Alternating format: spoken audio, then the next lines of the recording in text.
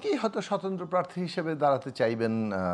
কতটা তারা এখন কেউ যদি দলবিহীনভাবে স্বতন্ত্র হিসেবে দাঁড়ায় কিংবা অন্য দলের প্রার্থী দিয়ে দেয়, সেইটা ডিপেন্ড করবে তার বিরুদ্ধে যদি কোনো অভিযোগ থাকে, মামলা থাকে, শাস্তি থাকে, তখন তার আইনগতভাবে যদি তার কোনো বাধা থাকে তাহলে সেটা একভাবে দেখা হবে। কিন্তু আইনগতভাবে যদি কারো বাধা না থাকে তাহলে তিনি যদি অন্য কোনো দলে একজন দাঁড়ান, তাহলে তো সেটা মানে তার দাঁড়ানোর বিষয়টা তো হতেই পারে। সেই জায়গাটা তো আসলে আইনগত বাধা না থাকলে কাউকে কিভাবে আপনি মানে একটা জায়গা থেকে বিরত করবেন। ফলে অনেকেই হয়তো এরকম প্রক্সি কিংবা অন্য পার্টি থেকে দাঁড়ানোর সেই চেষ্টা করতে পারে। সেটা খুব গুরুত্বপূর্ণ জায়গা তৈরি হবে না আসলে।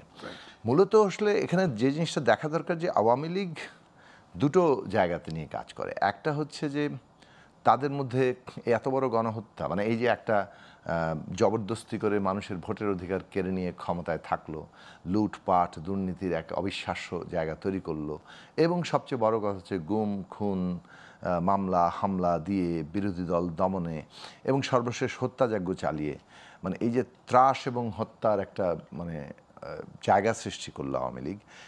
মিনিমাম কোনো রিমোর্স তাদের নাই।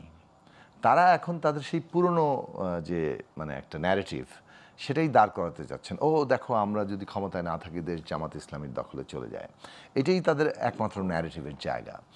এইটা কিংবা জামাত কিংবা জঙ্গি এইটাই করছে, ওই ন্যারেটিভ বাংলাদেশে আর কাজ করবে না।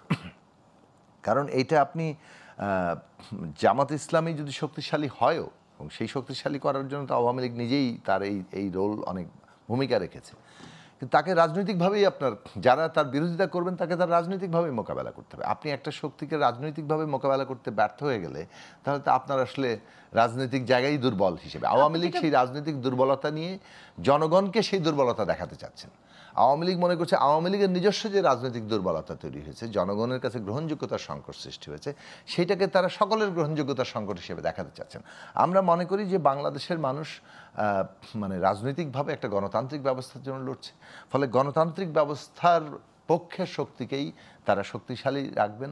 আমি একটু জোনায়েদ স্যারকে আপনার কাছে একটু ছোট্ট করে জানতে চাইবো যে এই নির্বাচনের সবচেয়ে বড় চ্যালেঞ্জটা আসলে কি? অংশগ্রহণ নিশ্চিত করা, গ্রহণযোগ্যতা তৈরি করা, নাকি জনগণের আস্থা ফিরিয়ে আনা?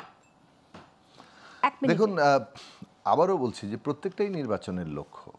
নির্বাচনের লক্ষ্য হচ্ছে প্রত্যেকটাই আমরা অংশগ্রহণ নিশ্চিত করব, আমরা একটা গ্রহণযোগ্য নির্বাচন করব, সুষ্ঠু নির্বাচন করব, মানুষের ভোটাধিকার ফিরিয়ে দিব, ভোটাধিকার প্রতিষ্ঠা করা হবে, এবং এর মধ্য দিয়ে বাংলাদেশে একটা রাজনৈতিক স্থিতিশীলতাও আসবে। কিন্তু অংশগ্রহণ নিশ্চিত করা মানে হচ্ছে যে যে রাজনৈতিক দলের বিরুদ্ধে যদি কোনো অভিযোগ থাকে এবং সেটা আদালতে প্রমাণিত হয়, তার দ্বারা যদি তারা নির্বাচনে কার্যক্রমে অংশ নেওয়া থেকে তাদের বিরত থাকতে হয়, সেটা তো মানে এটা তো কোনো নর্মাল প্রসেসকে করলো না। মানে দেশে কি আইন আদালত থাকবে না? সে ফলে আইন আদালত যখন থাকে, কারো উপর বার থাকে, তখন সে ওই নির্বাচনে অংশ নিতে পারে না। ফলে এটা তো আসলে আদালতিক প্রক্রিয়া যে কে কখন কোন নির্বাচনে অংশ নিতে পারবে, কোন নির্বাচনে পারবে না, সেই প্রক্রিয়ার মধ্য দিয়ে তো আগেও অতীতে দলগুলো গেছে, সেই জায়গাতে ভবিষ্যতেও যাবে। এবং আমাদের এটা লক্ষ্য থাকবে যে বাংলাদেশে এমনভাবে ন্যায় বিচার প্রতিষ্ঠা করা যাতে করে আমরা বাংলাদেশে সত্যিকার অর্থে একটা ইনক্লুসিভ বাংলাদেশ তৈরি করতে পারি।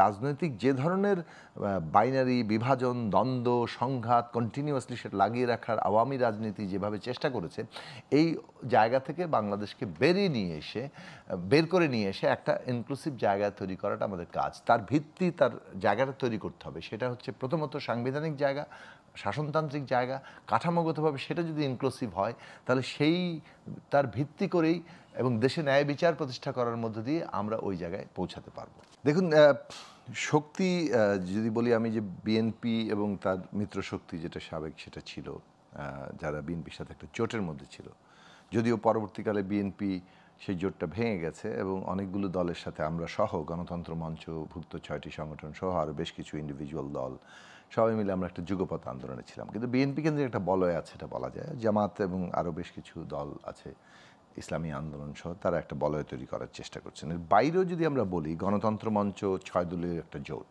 গণসংহতি আন্দোলন সহ, এনসিপি নবগঠিত দল যারা অভ্যুত্থানের একটা অংশ হিসেবে ছিলেন, গুরুত্বপূর্ণ অংশ, এবি পার্টি আগেই গঠিত হয়েছে, গণ অধিকার পরিষদ আগে গঠিত হয়েছে, বামপন্থী রাজনৈতিক দলগুলো বেশ কয়েকটা দল আছে। এখন এখানে ধরুন একটা মানে একটা চেষ্টা কিংবা অনেক মানুষের আগ্রহ আছে যে এক একজন, কেউ মধ্যপন্থী বলেন, কেউ নিজেদের বামপন্থী বলেন, আমরা যারা মনে করি আমরা একটা জনগণের পক্ষের রাজনৈতিক দল, একটা মুক্তিকামী সামাজিক গণতান্ত্রিক রাজনৈতিক দল, এই জায়গায় আমরা বিভিন্ন রকম শক্তি আমরা একটা জায়গায় আসতে পারি কিনা, অর্থাৎ একটা মঞ্চ গড়ে তুলতে পারি কিনা যারা মোটামুটিভাবে জনগণের পক্ষে একটা গণতান্ত্রিক ব্যবস্থার জন্য লড়াই করবে। এবং এই লড়াইয়ের জায়গাটা হচ্ছে যে এর প্রধান দুটো দিক গুরুত্বপূর্ণ। একটা হচ্ছে গণতন্ত্র নিশ্চিত করা, দুইটা হচ্ছে যে গণতন্ত্র বলতে যেটা কেবলমাত্র ওই কেবল নির্বাচন নয়, এটা যে জনগণের অর্থনৈতিক মুক্তি, সাংস্কৃতিক মুক্তি,